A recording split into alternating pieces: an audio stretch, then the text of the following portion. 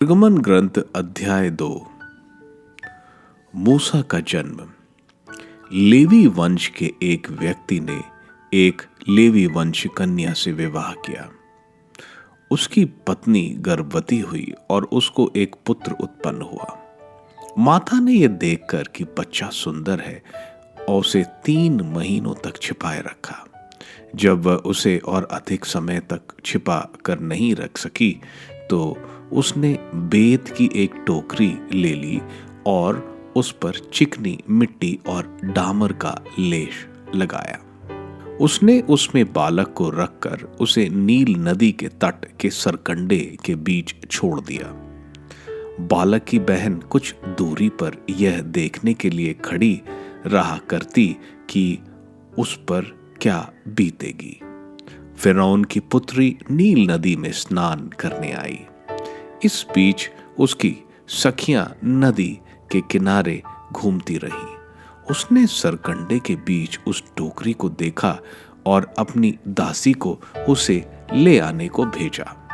उसने उसे खोल कर देखा कि उसमें एक रोता हुआ बालक पड़ा है।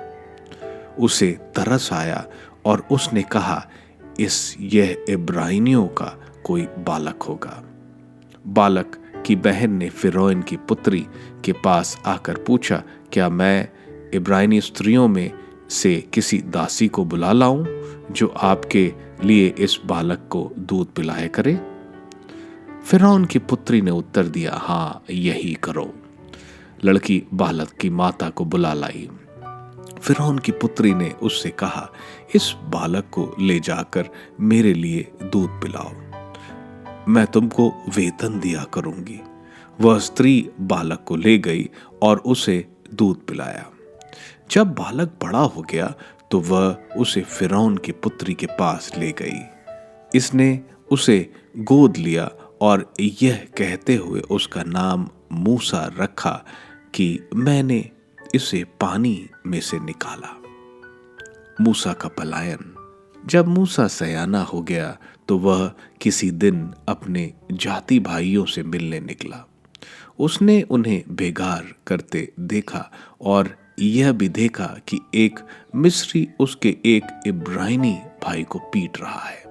मूसा ने इधर उधर दृष्टि दौड़ाई और जब उसे पता चला कि वहां कोई दूसरा व्यक्ति नहीं है तो उसने मिस्री को मारकर बालू में छिपा दिया। वह दूसरे दिन फिर निकला और उसने 2 इब्रानियों को लड़ते देखा। उसने अन्याय करने वाले से कहा, तुम अपने भाई को क्यों पीटते हो? उस व्यक्ति ने उत्तर दिया, किसने तुमको हमारा शासक और न्यायकर्ता नियुक्त किया है? क्या तुम मुझको भी मार डालना चाहते हो जैसे कि तुमने उस मिस्री को मारा? मूसा यह सोचकर डर गया कि यह बात फैल गई है। फिरौन को भी इसका पता चला और उसने मूसा को मार डालना चाहा। मूसा फिरौन के अधिकार क्षेत्र से भाग निकला और मिदियन देश में बसने गया। वहां एक कुएं के पास बैठकर विश्राम करने लगा। मिदियनी याजक के 7 पुत्रियां थीं। वह पानी खींचने आईं और अपने पिता की भेड़ों को पानी पिलाने के लिए नादों में पानी भरने लगी।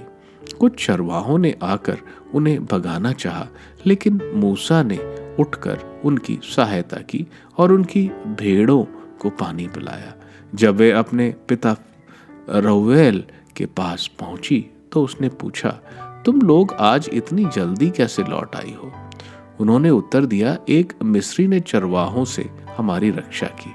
उसने हमारे लिए पानी तक भरकर भेड़ों को पिलाया। उसने अपनी पुत्रियों से पूछा, वह कहाँ है? उस आदमी को तुम लोग क्यों छोड़ आई? उसे भोजन करने के लिए बुला लाओ। जब मूसा ने उस आदमी के साथ रहना स्वीकार किया तो उसने मूसा का विवाह अपनी पुत्री सिपोरा से कर दिया। उससे एक लड़का पैदा हुआ। मूसा ने उसका नाम गेरशोम रखा, क्योंकि उसने कहा कि मैं विदेश में एक प्रवासी हूं। इस लंबी अवधि में मिस्र का राजा मर गया। इजरायली लोग दास्तां से त्रस्त हो कर आते थे। वह अपनी दास्तां में पुकारते थे और उनकी दुहाई ईश्वर तक पहुंच गई। ईश्वर ने उनका कराहना सुना। ईश्वर को इब्राहिम, इसहाक और याकूब के लिए ठहराया अपना विधान याद आया।